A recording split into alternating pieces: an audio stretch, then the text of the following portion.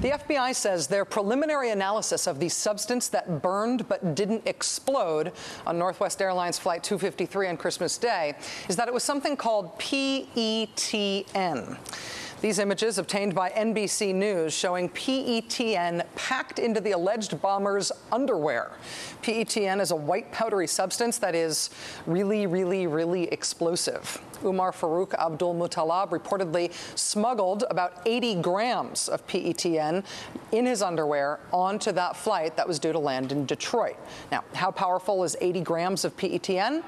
Consider this for reference. This is an internet video which claims to show the explosion of less than 80 grams. This is actually about 50 grams of PETN strapped to a poor little defenseless tree.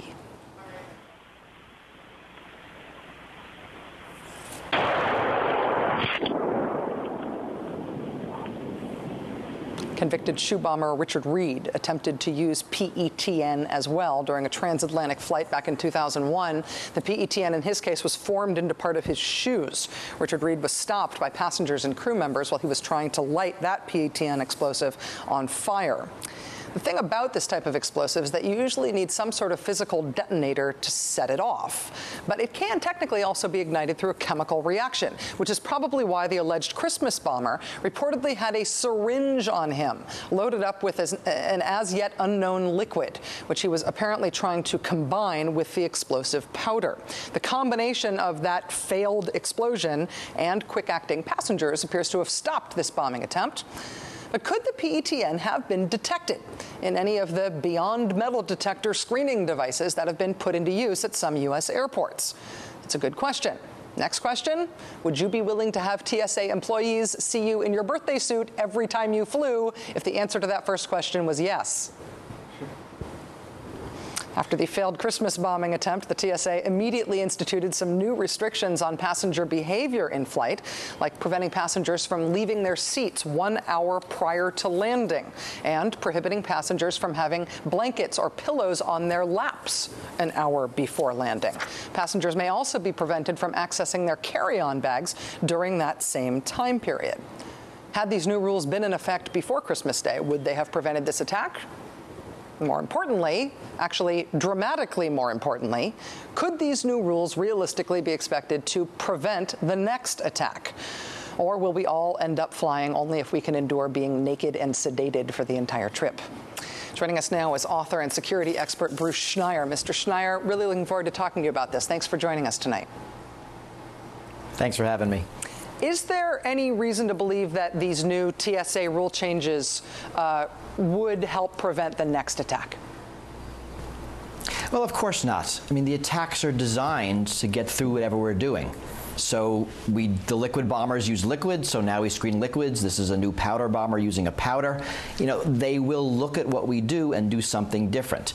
It's sort of a bit of a magical thinking about the last hour. It's not a more dangerous hour. It's the hour this guy happened to choose. I'm not sure why the next guy can't choose the first hour or a different material or maybe even not an airplane. So focusing on the tactic, you know, might make us feel a little better, but it's not going to make us any safer.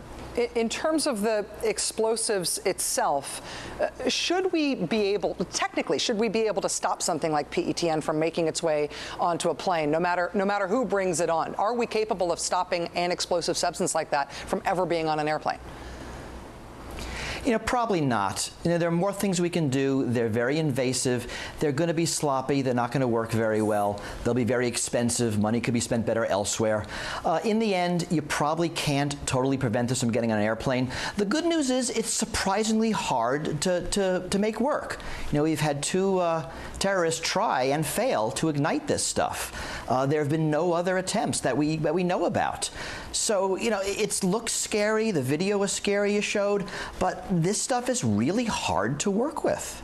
It has been, of course, about 3 days now since this incident.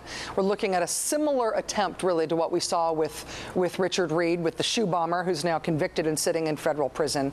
Are there things that we should be doing in response to incidents like these that are, in your view, more rational, more directly getting at the problem than what we have done? So what I want to avoid is focusing on guessing the next plot correctly. We're really good at defending what the terrorists did last time, and pretty terrible at defending against what they're going to do next time. And it's not the same.